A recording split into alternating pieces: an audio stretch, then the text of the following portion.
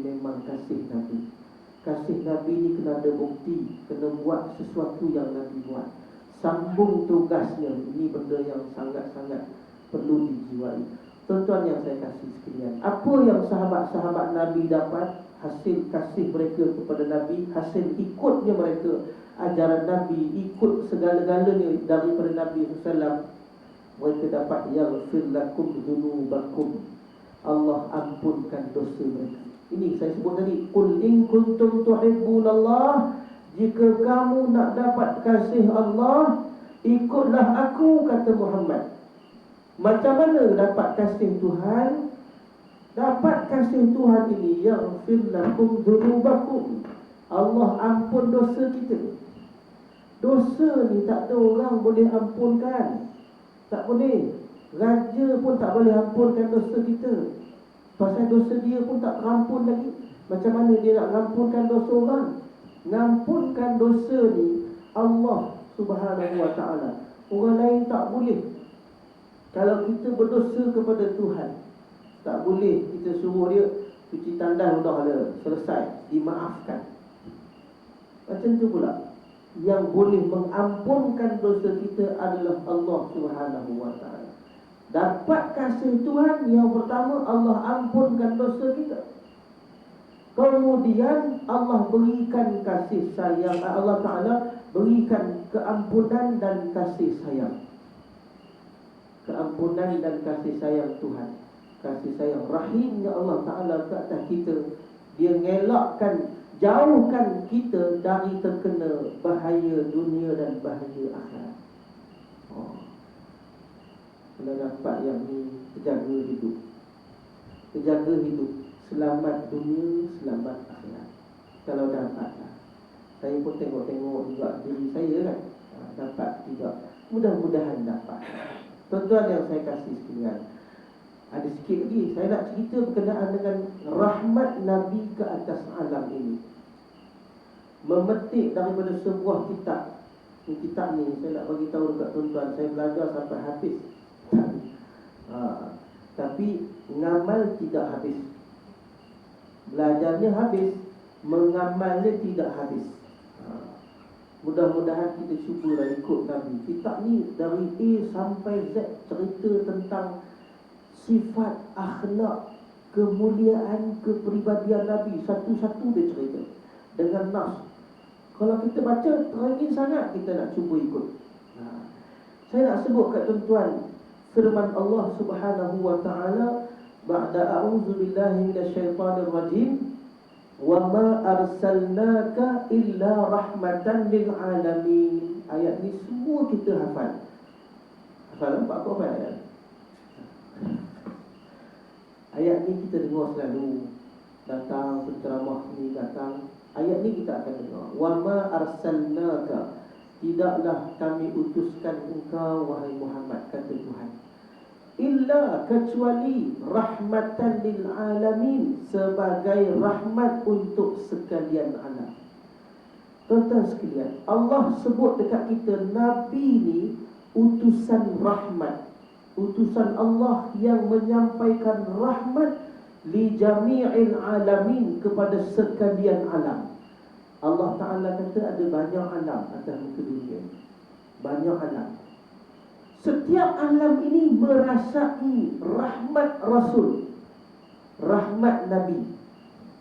Kata Allah Ta'ala nak bagi tahu kepada kita, Rasulullah ini merupakan rahmatan lil mu'minin, rahmat kepada orang beriman, rahmatan lil kafirin, rahmat kepada orang-orang kafir atas muka dunia. Nabi terutusnya Muhammad atas muka dunia bukan sahaja rahmat kepada orang beriman, rahmat kepada orang kafir, rahmat kepada orang munafik, rahmat kepada semua manusia, baik lelaki, perempuan, kanak-kanak, rebina, atau siapa-siapa pun. Rahmatan lit-tayri wal hayawan, rahmat untuk burung dan segala binatang-binatang, rahmatan kepada semua makhluk yang Allah Ta'ala ciptakan atas muka dunia. Jadi keyakinan kita, Allah Ta'ala beritahu, rahmatan lil alamin. Dia merupakan rahmat untuk sekalian alam. Tuan-tuan sekalian, dari sudut manakah Rasulullah itu rahmat untuk orang beriman? Mana rahmat untuk orang beriman hasil daripada terutusnya Rasulullah SAW ini? فَبِهِدَايَتِهِمْ إِلَى سَعَادَةِ الدُّنْيَا وَالْآخِرَةِ وَبِاهْتِمَامِهِ بِمَا يُصْلِحُ لَهُمْ أَمْرَ دُنْيَاهُمْ وَدِينِهِمْ وَتَحْذِيرُهُ إِيَّاهُمْ مِمَّا يُفْسِدُ عَلَيْهِمْ أَمْرَ الدُّنْيَا وَالْآخِرَةِ رَأْفَةً وَرَحْمَةً بِهِمْ. Tak ada siapa yang saya terima. Rahmatnya Nabi itu kepada orang beriman maksudnya apa? Dengan hidayah Nabi. Nabi tunjukkan jalan mendapat kebahagiaan di dunia dan di akhirat kepada orang beriman. Nabi tak tinggal untuk orang beriman. Nabi cerita, nak dapat bahagia dunia kena begini buatnya, kena begini, kena. Nabi cerita. Kemudian nak dapat kebahagiaan di akhirat kena buat gini-gini. Nabi cerita. Bahkan Nabi telah menghabiskan kesungguhannya, kedekatnya untuk memastikan perkara maslahat sampai kepada umatnya yang beriman, supaya mereka dapat maslahat agama mereka, maslahat dunia mereka. Ya Rasulullah. Kemudian bukan setakat dia cerita benda yang kita dapat kebahagiaan, dia cerita dekat kita ingatan-ingatan. Dia bagi ingatan kepada orang beriman supaya takut kerosakan itu menimpa dalam dunia kita dan juga akhirat kita. Rasulullah. Ini kasih Rasulullah kepada orang beriman. Dia bagi khabar gembira, kena buat begini, buat begini, dapat kebahagiaan dunia akhirat. Kemudian Rasulullah memberi ingatan kepada kita, jangan buat begini, jangan buat begini, nanti kebaikan dunia kamu terlepas, kebahagiaan akhirat pun kamu terlepas. Ra'fatan, sebagai tanda kasih. Ra'fah, Ra'uf. Ra'uf ini apa? Menjauhkan setiap yang buruk dan setiap yang mudarat dari manusia. Tugas Rasulullah kepada orang beriman sebagai rahmat. Dia seboleh mungkin, kalau boleh orang beriman ni dijauhkan mudarat, dijauhkan kerosakan daripada dia. Nabi berfungsi sebagai rahmat ke atas kita dari sudut itu. Dia Ra'ufun. Kata apa? Wa bil mu'minina Ra'ufun Rahim. Rasulullah ini dengan orang beriman Ra'uf. Ra'uf ni apa maksudnya? Rasulullah berusaha jauhkan benda mudarat daripada kita. Susah nak jauhkan mudarat. Kita nak bantu orang, nak bagi sesuatu maslahat kepada orang, mudah. Tapi nak bantu, nak turut serta menanggung mudaratnya, itu yang susah. Itu yang susah.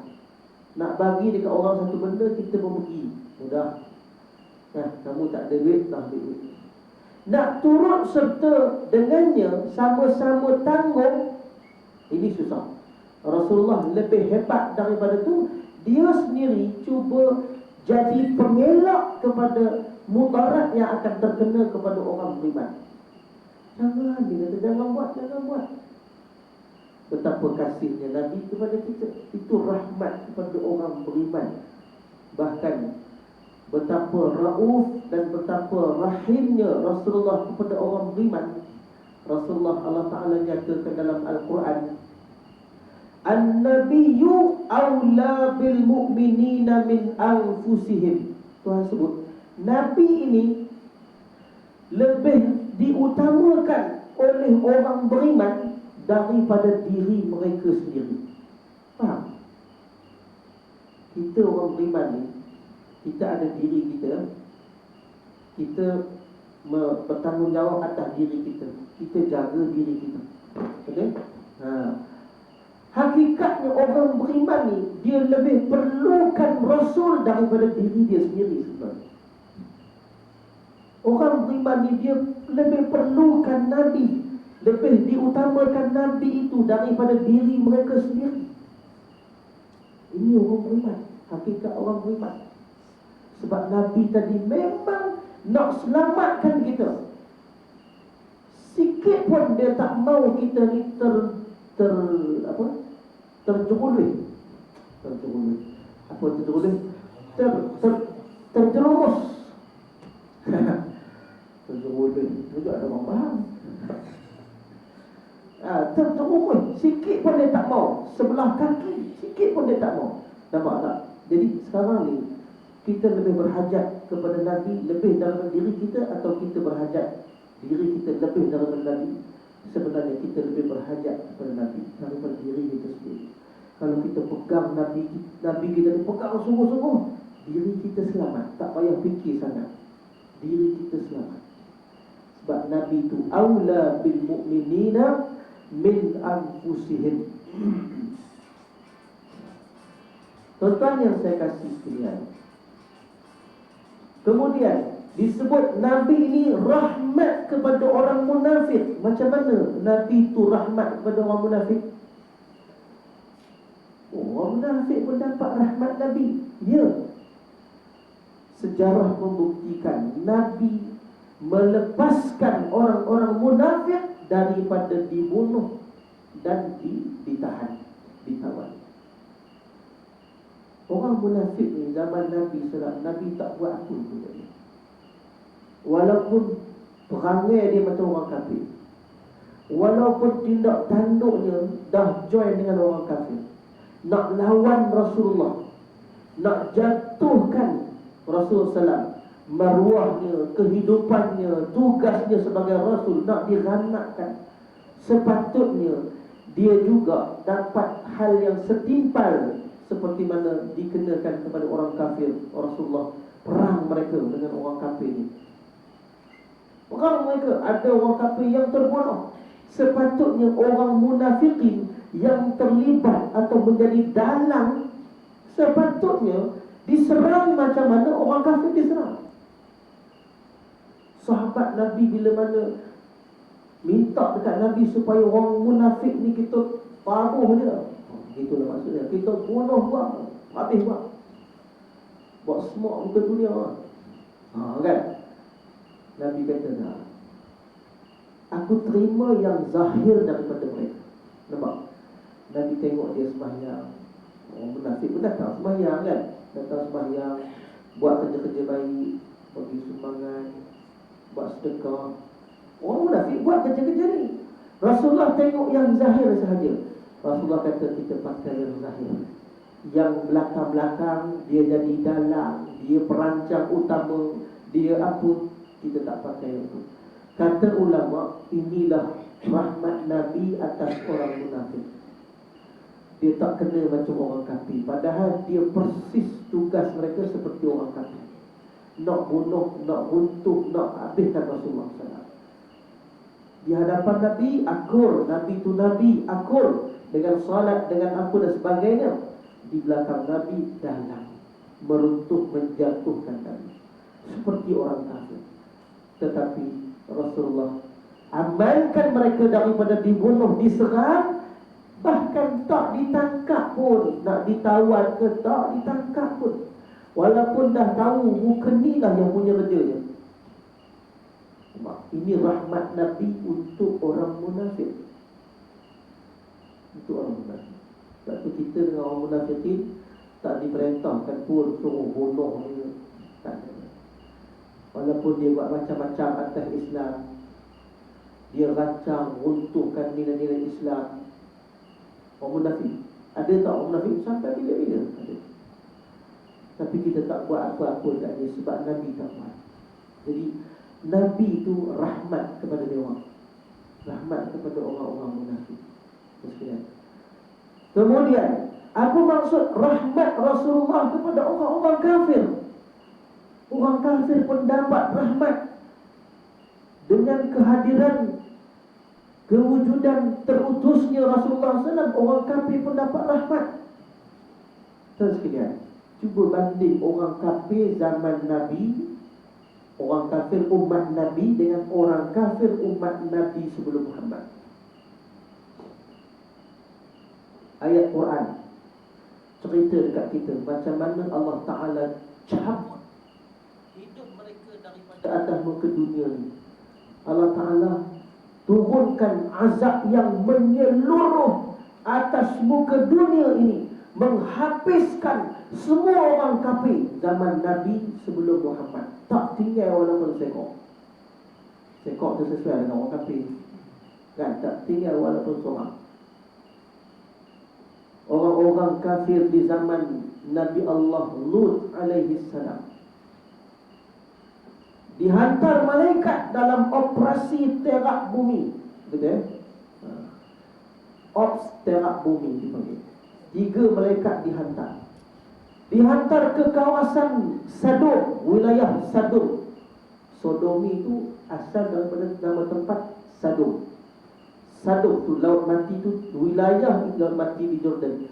Wilayah itu namanya wilayah Sodom, daerah Sodom. Sodom dalam bahasa Arab tulis Sod, Sodom.